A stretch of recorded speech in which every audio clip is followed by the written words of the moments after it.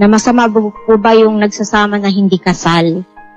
Alam mo, kapatid na Jessica, yung kasal naman alam mo, kung sabihin ko sa'yo, kung mas mabuti pa nga yung kasal sa gobyerno kaysa sa kasal sa relihiyon Kasal ng pastor, may handog. Pinagkakakwartahan nila yung kasal na yan Pero kung pag-uusapan natin Biblia, ang mahalaga hindi naman yung dokumento o yung akto ng kasal Ang mahalaga yung sincerity ng bawat isa in going together or in living together as husband and wife. Basahin natin ng Galacia Kapitulo 3, versikulo 15. Mga kapatid, nagsasalita ako ayon sa kaugalian ng mga tao. Bagamat ang pakikipagtipan ay gawa lamang ng tao, gayon may pagka pinagtibay, sino man ay hindi makapagpapawalang kabuluhan o makapagdaragdag man. Ayan, maliwanag yung salita dyan, kapatid, Bagaman ang tipan, tao lang ang gumawa, kahit na ang tipan ay between two persons, two humans. Pero pagka napagtibay na yon, ratified, what is the ratification?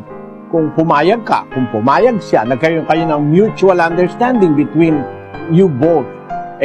Yung inyong pinag-usapan magsasama kayo bilang mag-asawa, kinikilala na ng Diyos yun Kahit hindi ka pa ikasal ng seremonya ng kasal ng pari Bakit?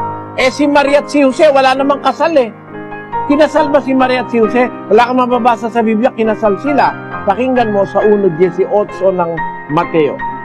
Ang pagkapanganak nga kay Heso Kristo ay ganito, nang si Maria na kanyang ina ay mag-aasawa kay Jose.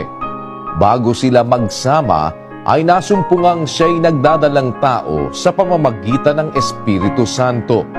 At si Jose na kanyang asawa, palibhasa'y lalaking matuwid at ayaw na ihayag sa madla ang kanyang kapurihan, ay nagpasyang hiwalayan siya ng lihim.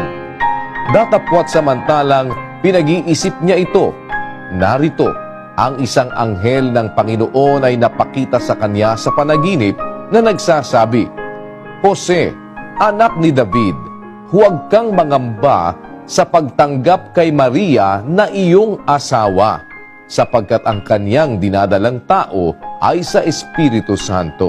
Kita mo, kapatid, ang sabi dun sa 18, nang si Maria ay mag-aasawa kay Jose. Ibig sabihin, they are steady. Magnobyo sila ni Jose.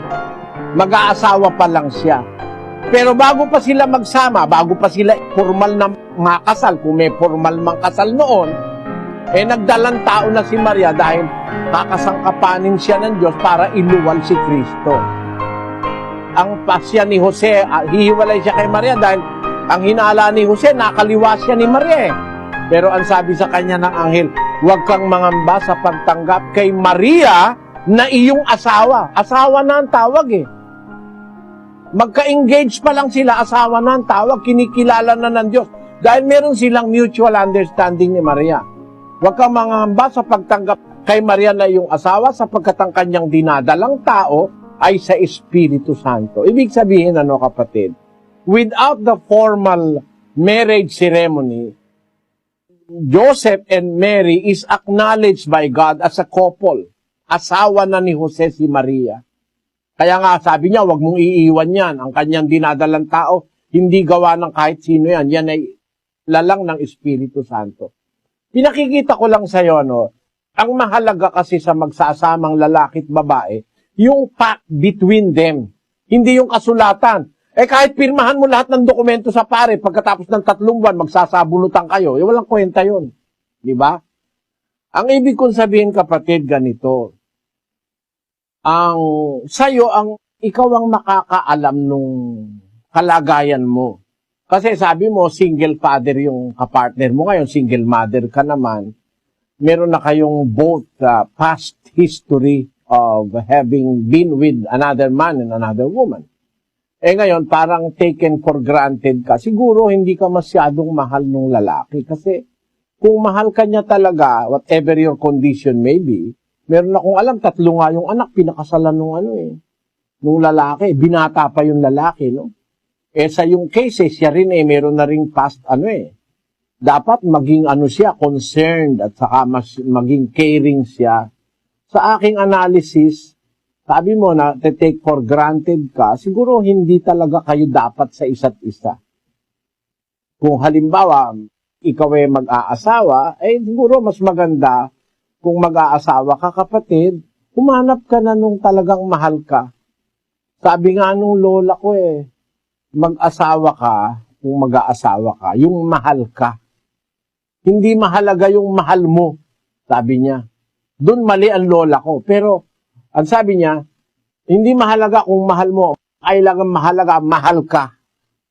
Kasi, pagka ikaw mahal ka, talagang maganda yon. Pero pag mahal mo lang, hindi ka naman mahal, pangit yun. Kaya ibig kong sabihin doon, kapatid, yung compatibility, madidetermine mo yon if the man you are with ay merong care, merong pangangalaga sa inyo, merong kiber. Kasi sa Biblia, ganito sa 5:8 ng unang Timoteo, ganito nakasulat. Datapwat kung ang sino man ay hindi nagkakandili sa mga sariling kanya, lalong-lalo na sa kanyang sariling sangbahayan, ay tumanggi siya sa pananampalataya at lalong masama kaysa hindi sumasampalataya. Ang analysis ng Diyos, ang isang tao na hindi niya kinakandili yung kanyang sarili, lalo na yung pamilya niya, masamang tao yun. Kaya yung mga irresponsabling ama, irresponsabling ina, considered ng Biblia yun masamang tao Pag hindi nagpapahalaga at nagkakandili sa kanyang sariling sambahayan. Kung wala kang makitang sa asawa mo ngayon o sa kasama mo ngayon na feeling of belonging o feeling of caring para sa sambahayan, delikado ka. You might as well spend the rest of your life in agony. Kaya, yung marrying, if you are marrying someone, you have to consider also the rings that goes with it. Sabi nung nabasa kong isang katatawanan. Yung pag-aasawa na maraming rings.